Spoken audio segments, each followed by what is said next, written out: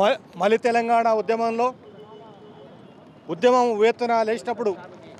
2009 December 1న డ్యూటీలో ఉన్న police Kishtanna ఈ తెలంగాణ రాకుంటే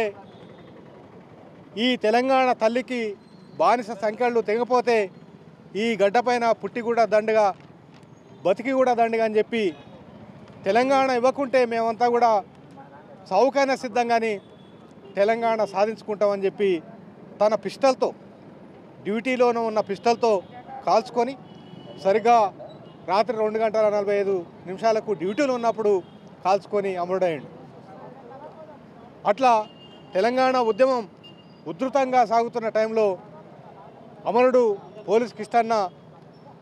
తన జీవితాన్ని తెలంగాణ కోసం త్యాగం చేసినందుకు ఈరోజు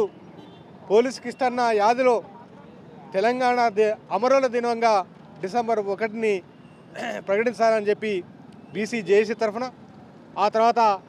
తెలంగాణ ఉద్యమకారుల తరఫున మేము ప్రభుత్వాన్ని డిమాండ్ చేస్తున్నాం. అదేవిధంగా అమరుడు పోలీస్ కిష్టన్న విగ్రహాన్ని ట్యాంక్ బండ్ పైన పెట్టాలని,